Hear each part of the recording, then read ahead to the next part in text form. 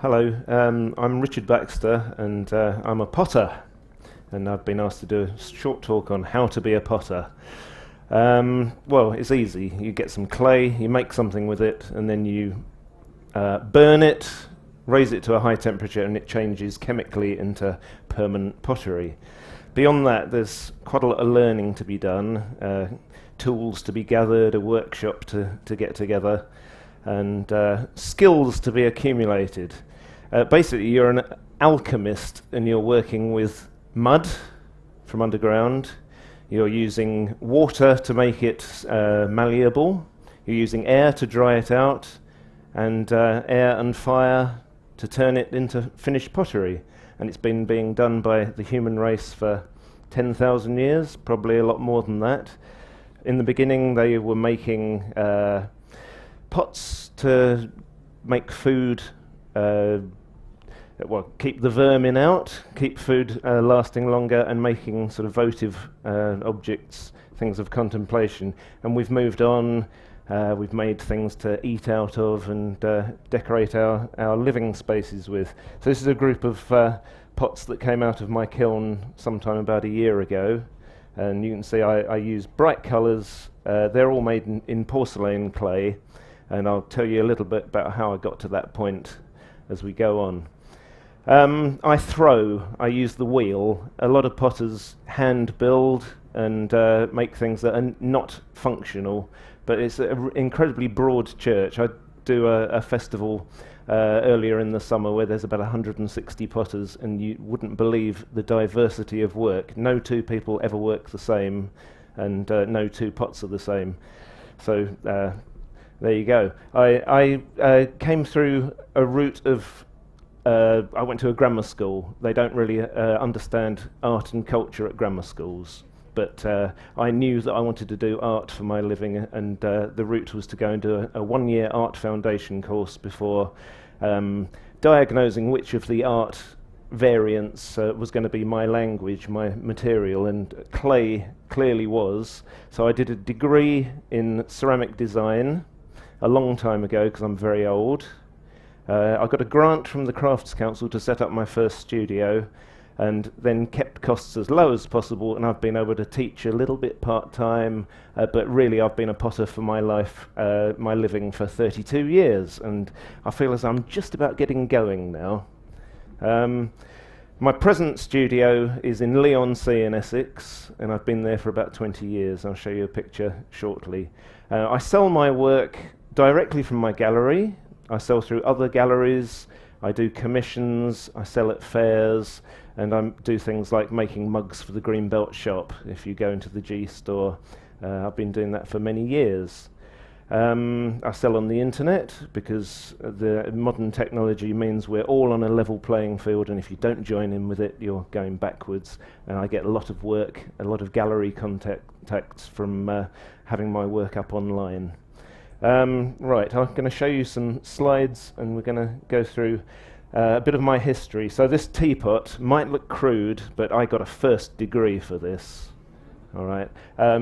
My work's often been sort of process-led, which means the activity results in a particular way that the work looks. So I would stretch the clay out, compress it, join things together, welding them on, and that would be left as sort of marks in the finished work.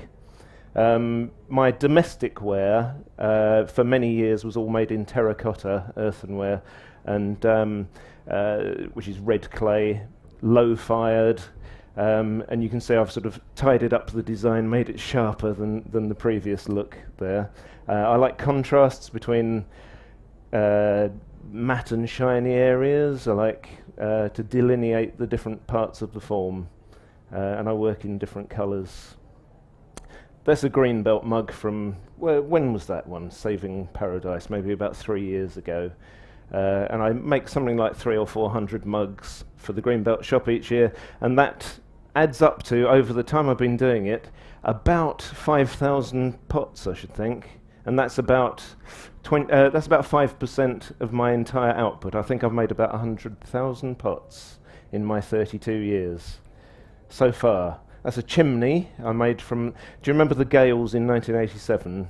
some big chimneys came off a roof where I live, and I had to make these 5-foot-high replicas. And local papers like to use funny headlines.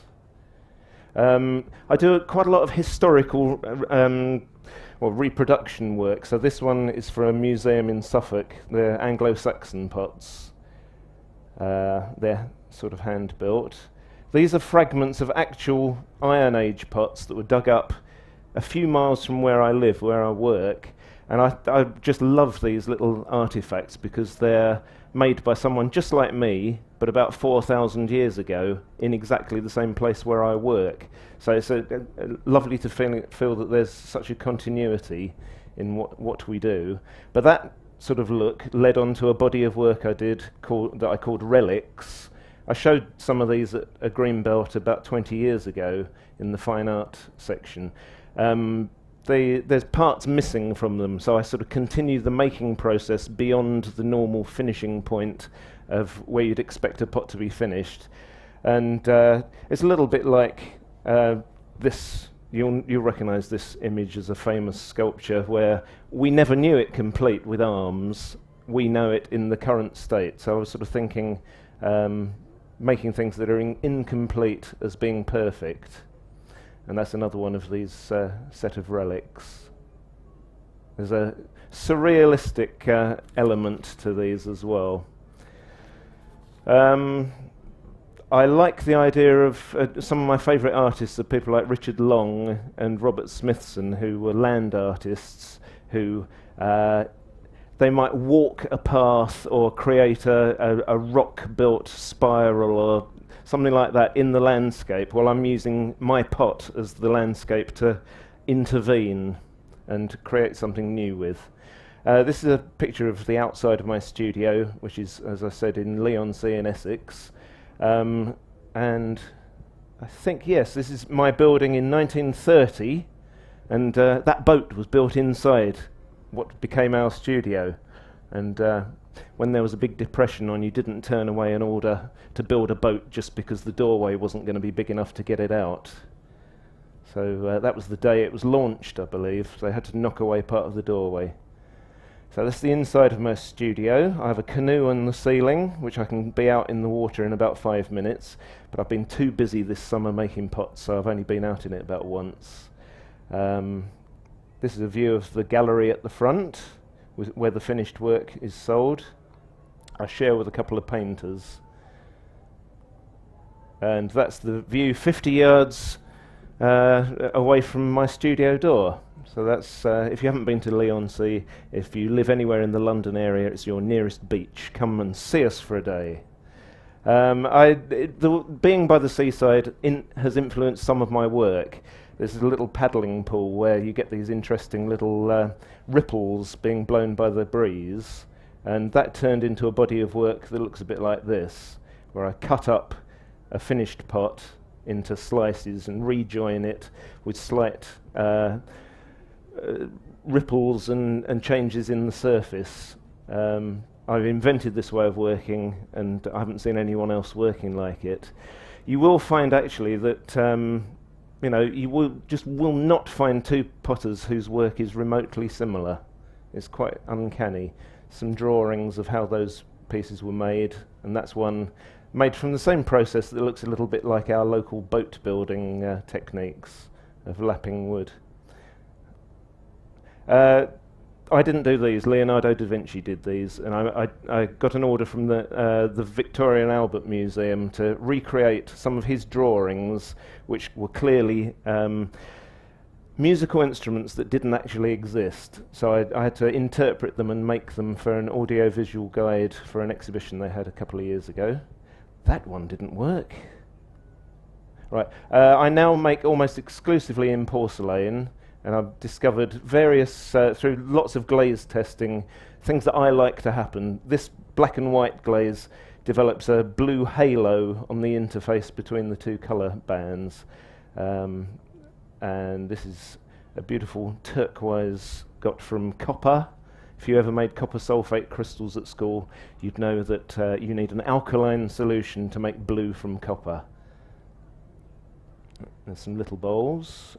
This is a sketchbook of... well, it's a sketchbook without any lines on. I did all the lines using a sharp knife and a piece of cardboard in between each page, and using low relief textures to create interesting patterns, and then applied that to the idea of the thin sheet of clay that porcelain can be when it's a thrown pot. That's a bowl with some shoes in it. I had a commission from Stella McCartney's company to make some large pieces for their Paris showroom, merely to put handbags and belts and shoes inside. And so here's one or two that have got this low relief surface.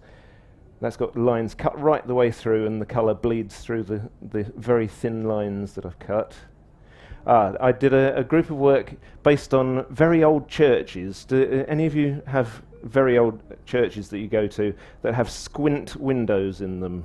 You could Google or use any other favourite search engine to look up squint windows, and I've applied this to some of my work recently.